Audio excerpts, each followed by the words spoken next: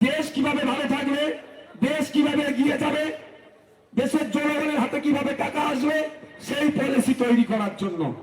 কিন্তু দুঃখের বিষয়, যাকে বারাসাত থেকে আপনারা জিতিয়ে তিনবারের হ্যাটট্রিক আপনারাই করেছেন, পার্লামেন্টে পাঠিয়েছেন, সেই অপদার্থ, সে দায়িত্ব কাণ্ডজ্ঞানহীন ব্যর্থ এমপি আপনাদের জন্য কটা কথা বলেছে।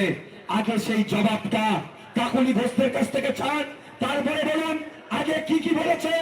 জনগণের দুর্দশার কথা, শ্রমজীবী মানুষের কথা, কৃষকের কথা, ড্রাইভারের কথা, মৎস্যজীবীর কথা, তাদের দুর্দশার কথা কোটা কোটা পার্লামেন্টে বলেছে। তার তথ্য আগে দিক, তারপরে নতুন করে ভোট চাইতে বলবে। জানতে হবে আপনি কৃষক, আপনি ভোট দিয়ে জন্যই তাকে পার্লামেন্টে পাঠিয়েছেন যে মাস গেলে আপনি কেন কম ইনকাম করছেন, আপনার ইনকামটা যাতে বাড়ে সেই পলিসি সংশোধন করার জন্য, অ্যামেন্ডমেন্ট করার জন্য। কিন্তু এখানকার যিনি এমপি, বিদায়ী এমপি, বর্তমান তৃণমূল কংগ্রেসের প্রার্থী, ওই কাজ করেননি।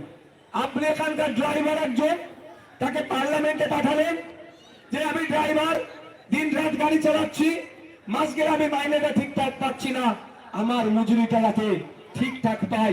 পার্লামেন্টে গিয়ে ওখানে সরকার পক্ষ যারা আছেন তাদের কানে ঢুকিয়ে দেওয়া যে আমি এখান থেকে বারাসাত লোকসভার এমপি হয়ে এসেছি, আমার বারাসাত লোকসভাতে হেভি অংশের ড্রাইভার আছে, তারা মাস গেলে মাইনেটা ঠিকঠাক পাচ্ছে না।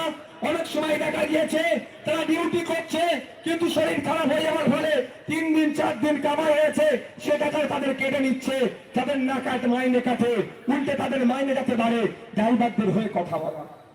কিন্তু কি দেখলাম হচ্ছে, পার্লামেন্টে কেন পাঠিয়েছিলেন? আপনি আপনার পরিবারের ছেলে মেয়েগুলো আছে, পড়াশোনা করছে, পড়াশোনার শেষে যাতে একটা চাকরি পায়, বেকারত্ব যাতে কমে, আপনার ছেলেরা ভবিষ্যতে ইনশিওর যেতে হয়, সেই জন্য বলার জন্য পাঠিয়েছিলেন। পার্লামেন্টে কেন পাঠিয়েছিলেন? এখানকার মানুষেরা ট্রিটমেন্ট নিতে গেলে হয় বারাসাত জেলা হসপিটালে যেতে হচ্ছে, বারাসাত জেলা হসপিটালে কেউ ট্রিটমেন্ট পাচ্ছে না, কলকাতায় ছুটে যেতে হচ্ছে, কলকাতায় গিয়ে দালালদের রমরমা 30,000 40,000 টাকা করে গ্রামের মানুষকে দালালদেরকে দিয়ে তারপরে বেত পেতে হচ্ছে। তাই আপনাদের বলবো পার্লামেন্টে গিয়ে ওই এমপির বলা দরকার ছিল যেন আমাদের বসিরহাটে, আমাদের বারাসাতে, আমাদের উত্তর 24 পরগনায় এমসের মতো হসপিটাল করতে হবে, এমসের মতো হসপিটাল করে এখানকার মানুষ যাতে খালি ট্রিটমেন্ট হয় তার ব্যবস্থা করতে হবে, ব্লক হসপিটালগুলোর মান উন্নয়ন করতে হবে। কিন্তু দুঃখের বিষয় কি দেখলাম আমরা, কোনো কথা আমাদের কথা বলেনি, শুধু বাইনারি পলিটিক্স করে গিয়েছে। আজকে তো মোদিজি এসেছিল, এখানে শুনলাম এই আপনার অশোকনগর এসেছিল। আমি শুধু মোদিজির উদ্দেশ্যে বা তার দলের কর্মী সমর্থকদের উদ্দেশ্যে আমার একটা কথা বলেছিল, 15 লক্ষ টাকা হন্তান, সবাই আপনারা শুনেছে তাই তো, আর নতুন করে আমি বলবো না। আমি শুধু একটা কথা বলবো, যে জ্বালায় আমিও ভুগছি, ভারতবর্ষে বেকারত্বের সংখ্যা বেড়ে যাচ্ছে, দেশের বেকারত্বের সংখ্যা বেড়ে যাচ্ছে। সেই বেকারত্বের সংখ্যার মধ্যে আমার মতো যুব সমাজ 86% আজকে নিমজ্জিত হচ্ছে। আর 86%-এর মধ্যে 2014 সালে বলেছিল যে হিন্দু খাতরে মেয়ে, হিন্দুকে বাঁচানোর জন্য নাকি ক্ষমতা এসেছিল, ক্ষমতা দিলে নাকি হিন্দুকে বাঁচাবে। খোঁজ নিয়ে দেখুন যে 86% আর যুব সমাজ আজকে বেকারত্ব বেড়ে গিয়েছে। 86%-এর মধ্যে যুব সমাজ পড়ে যাচ্ছে, সেই 86%-এর মধ্যে 70% কিন্তু আমার হিন্দু সমাজের মানুষ। আজকে এসে অনেক কথা বলে গেল, তো প্রশ্ন করতে হবে না? 2014 সালে বলেছিলেন হিন্দু খাতরে মেয়ে, কিন্তু আমরা কি দেখছি, আমার পাশের বাড়ির রাম কাকার ছেলের চাকরি চুরি করেছে। সেই রাম কাকার ছেলের যে চাকরি চুরি করেছে সেই সরকারের সাথে মোদিজি আবার গোপনে বসে মিটিং করছে। লজ্জা করছে না? সবকা সাথ সবকা বিকাশ বললো, হিন্দুদেরকে বাঁচাবার নাম করে সরকারে আসো, রাম কাকার ছেলে এখনো চাকরি পাচ্ছে না, কিন্তু মমতা দিদিকে একবারের জন্য বলছে না, এড়িয়ে যাচ্ছে। শুধু বলছে ভ্রষ্টাচার মুক্ত করব। ভালো কথা, যে ভ্রষ্টাচার মুক্ত তাকে নিয়ে করবেন, বা কার বিরুদ্ধে ব্যবস্থা নেবেন, চাকরি কিভাবে আমাদের রাজ্যে চুরি গিয়েছে কোনো কথা বলছে না। শুধু ভোটের সময় আসলে একটু মানুষকে পান খাওয়াতে হবে, নালে হবে না, এই বলে চলে যাচ্ছে। প্রশ্ন করবো, আমার প্রশ্ন আছে মোদিজির কাছে, বিজেপি যারা কারিগর আছে তাদের কাছে প্রশ্ন, যে 86% যুব সমাজ আজকে বেকারত্বের দিকে এগিয়ে যাচ্ছে, দেশ বেকারত্বের শীর্ষের দিকে এগিয়ে যাচ্ছে, ক্ষুধার্তের সুযোগে দেশ আমার ভারতবর্ষ ক্রমশ এগিয়ে যাচ্ছে সাংবাদিক স্বাধীনতাতে, হস্তক্ষেপে সাক্ষরতায়, সাংবাদিক স্বাধীনতায় যে হস্তক্ষেপ হচ্ছে 181টা দেশকে নিয়ে সমীক্ষা চালিয়ে 159 এসে পৌঁছেছে। পৃথিবীর বৃহত্তম গণতন্ত্রে আমরা বসবাস করি। আমাদের দেশের, আমাদের রাজ্যের সাংবাদিকদের কন্ট্রোল করা হচ্ছে, তাদেরকে বলতে দেওয়া হচ্ছে না, তাদের স্বতন্ত্রতা বজায় রেখে তাদেরকে কাজ করতে দেওয়া হচ্ছে না। দিদিমণির সরকার যেভাবে সাংবাদিককে দমন পীড়ন করছে, মোদীজির সরকার একইভাবে দমন পীড়ন করছে। তাই প্রশ্ন, কি করছেন তাহলে আপনারা?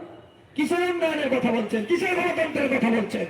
আপনারা যদি ন্যূনতম গণতন্ত্রকে মান্যতা দিতে, যদি সত্যিকারের ভ্রষ্টাচার মুক্ত দেশের আশা যদি আপনাদের কাছ থেকে আমরা করতাম, তখনই যদি যারা আমাদের রাজ্যে বাচ্চাদের মিড ডে মিল চুরি করেছে, রেশন চুরি করেছে, চাকরি চুরি করেছে, আদিবাসীদের জঙ্গলে অধিকার চুরি করে নিয়েছে, এসটি এসসি কোটাতে নন এসটি এসসিরা চাকরি করছে, ওবিসি কোটাতে নন ওবিসিরা চাকরি করছে, যারা এই দুর্নীতির সাথে যুক্ত, যারা অবৈধভাবে এসটি এসসি সার্টিফিকেট গুলো প্রদান করছে, সেই ডাটাগুলোকে ধরে জেলের মধ্যে রাখতেন, তাও যে আপনার কথার দাম আছে।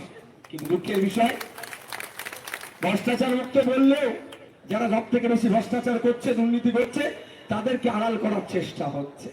আর ভোটের সময় এসে একটু মিষ্টি মিষ্টি বলে দিয়ে চলে যাচ্ছে। বন্ধুরা, ভাবতে হবে। আমি আবার ফিরে আসি একটা এমপির কাজকে। এমপির কাজ সমস্যাগুলোকে তারা নোট ডাউন করবে। এই বদরের এক ধরনের সমস্যা আছে, কৃষি প্রধান। আপনাদের এখানে জীবিকা কি? হ্যাঁ, কৃষক আপনারা, দর্জি আর কৃষক। তো এখানে এক সমস্যা, বারাসাত শহরে এক সমস্যা, বিভিন্ন সমস্যা আছে। এই সমস্যাগুলো কি করবেন এমপি মহাশয়া? তার কাজ ছিল এইগুলো সমাধানের জন্য দেশ যারা পরিচালনা করছে তাদেরকে জানিয়ে দেওয়া। এবার সমাধান করার দায়িত্ব কার? যারা দেশ পরিচালনা করছে। কিন্তু এভাবে ব্যর্থ, অপদার্থ ইনি 3 বারের এমপি পার্লামেন্টে গিয়ে বলবে না যে আমি বারাসাত লোকসভা থেকে এসেছি। বারাসাত লোকসভার মধ্যে বদর হাবড়াতে হেভি অংশের মানুষ, তারা সেলাই কাজের সাথে যুক্ত, দর্জি শিল্পের সাথে যুক্ত। তাদের রুজি রুটি আজ থেকে 5-7 বছর আগে, 10 বছর আগে সপ্তাহে গেলে 4-5 হাজার টাকা হাসি খুশিতে তারা ইনকাম করে ফেলতে পারতো। আজকের দিনে দাঁড়িয়ে মেহনত বেশি হচ্ছে, সপ্তাহে মাত্র 1.5 থেকে 2,000 টাকা ইনকাম করছে। ভারত সরকারকে বলতো যে পলিসি আনা দরকার, কিন্তু দুঃখের বিষয় এই দর্জি শ্রমিকদের ভোটগুলো পেতে খুব ভালো লাগে, দর্জি শ্রমিকদের দুর্দশার কথা পার্লামেন্টে বলে না। কারণ কি? কারণ দর্জি শ্রমিকদের দুর্দশা হবে আর শুধুমাত্র দর্জি শ্রমিকদের মায়েদের হাতে 1000 টাকা তুলে দিয়ে বলবে বিশাল করে ফেলছি। এই জন্য আপনারা যদি চান এই দর্জি ভাইদের দুর্দশাটা বোঝা দরকার। এই দর্জি ভাইদের হয়ে দেশের যেখানে আইন তৈরি হচ্ছে সেখানে বলা দরকার। তাহলে আমি আপনাদের বলি, আপনাদের মূল্যবান ভোট আগামী জুন মাসের 1 তারিখে ইভিএম মেশিনে খাম চিহ্নে ভোট দিয়ে পার্লামেন্টে পাঠান। পার্লামেন্টে গিয়ে তাপস বাবু এই দর্জি শ্রমিকদের কথা বলবে। আপনাদের অবগত করার জন্য বলছি, আমাদের পার্শ্ববর্তী দেশ বাংলাদেশ, আজকে দেখুন সেই বাংলাদেশের তাদের কারেন্সির ভ্যালু বেড়ে যাচ্ছে, তাদের টাকা বেড়ে যাচ্ছে, তারা ডেভেলপ হচ্ছে। কারণ যে ডেভেলপ হওয়ার মধ্যে অন্যতম কারণ হচ্ছে বাংলাদেশের কাপড় বিদেশে বিক্রি হচ্ছে। তাই আপনাদের বলবো, আপনারা যদি চান আমাদের তাপস বাবুকে পার্লামেন্টে পাঠালে তাপস বাবু যে সমস্যাগুলোর কথাগুলো তুলে ধরবে, সেই সমস্যার কথাগুলো তুলতে তুলতে আপনাদের দর্জি শ্রমিকদের কথা তুলে ধরবে, দর্জি শ্রমিকদের কথা বলবে, পার্লামেন্টে গিয়ে আপনাদের কথা বলবে, আপনাদের দুর্দশার কথা বলবে। ওখানে ভারত সরকারের যেই সরকারে আসুক না কেন, যেই প্রধানমন্ত্রী হোক না কেন, যে ফরেন মিনিস্টার হোক না কেন, যে ডিপার্টমেন্টাল মিনিস্টার হোক না কেন, টাকার দরকার নাই। স্পিকার স্যার, ডেপুটি স্পিকার স্যারের মাধ্যমে সংসদ ভবনে দাঁড়িয়ে, সংসদ ভবনে দাঁড়িয়ে একজন সংসদ হয়ে তার নির্বাচনী ক্ষেত্রে দর্জি শ্রমিকদের দুর্দশার কথা বলবে। সেখানে পলিসি আনতে বলবে, নতুন পলিসি অ্যামেন্ডমেন্ট করতে বলবে, পলিসি সংযোজন করতে বলবে। এখানকার হাবড়ার দর্জি শ্রমিকদের সেলাই করা কাপড় যাতে আমেরিকায় যে বিক্রি হয়, লন্ডনে বিক্রি হয়, জার্মানিতে বিক্রি হয়, ফ্রান্সে বিক্রি হয়, সুইজারল্যান্ডে বিক্রি হয়, সারা পৃথিবীর দেশে যেন বিক্রি হয়, তার জন্য পলিসি তৈরি করার কথা বলবে, এক্সপোর্ট করার কথা বলবে।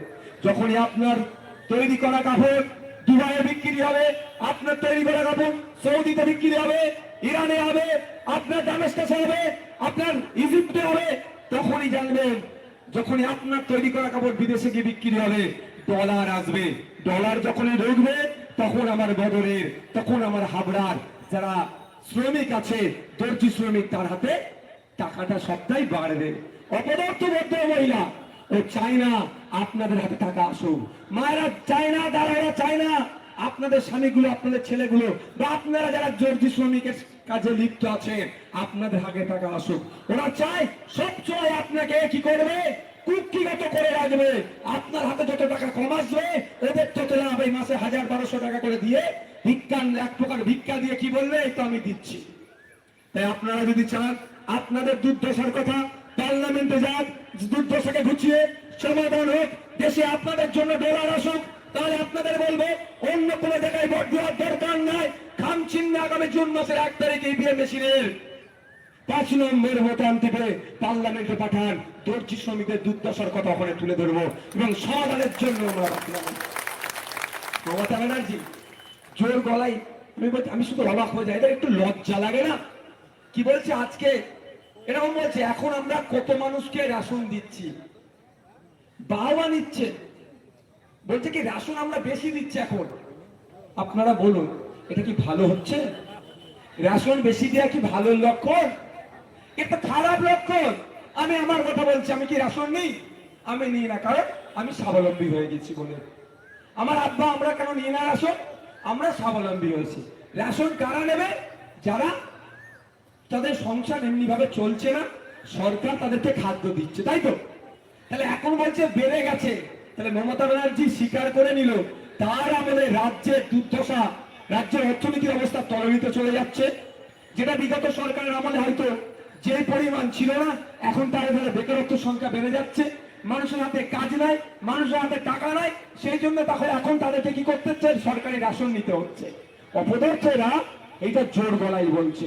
তাই আপনাদের বলবো, মায়েদের বলবো, 1000-1200 বিকিয়ে যাবেন না। আপনারা আমাদেরকে যদি আগামী দিনে সরকার পরিচালনার দায়িত্ব নেন, এখানে বদরের জমিন থেকে দাঁড়িয়ে, বদরের মাটি থেকে দাঁড়িয়ে আপনাদের বলে যাচ্ছি, আগামী দিনে যদি আমরা সরকারে আসছি, যদি ক্ষমতা দেন আমাদের হাতে, আমরা এই 1000-1200 ভিক্ষার নামে মাকে আমরা অপমান করবো না। মা মেহনত করবে, মা মজদুরি করবে, মা মায়ের বাড়ির কাছে এলাকাটা থেকে মাছ গেলে 5-7 টাকা ইনকাম করে তারপরে সে আমরা বার করবো। 1000 টাকা দিচ্ছে, 1200 টাকা দিচ্ছে, বলছে স্কুলে টিচার নেই কেন, বলছে লক্ষ্মীর ভান্ডার দিচ্ছি। তুমি চাকরি চুরি করলে কেন, বলছে লক্ষ্মীর ভান্ডার দিচ্ছি। তুমি রেশন চুরি করলে কেন, বলছে লক্ষ্মীর ভান্ডার দিচ্ছি। তুমি বাচ্চাদের মিড ডে মিল চুরি করলে কেন, বলছে লক্ষ্মীর ভান্ডার দিচ্ছি। যা করছে আর মাকে নিয়ে এসে সামনে বার করিয়ে দিচ্ছি।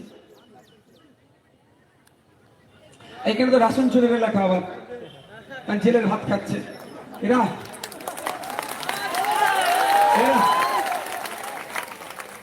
এরা বেশি করে, এরা আগামী দিনে বেশি জেলে যাবে বলে। আমি যখন জেলে ছিলাম জানেন তো,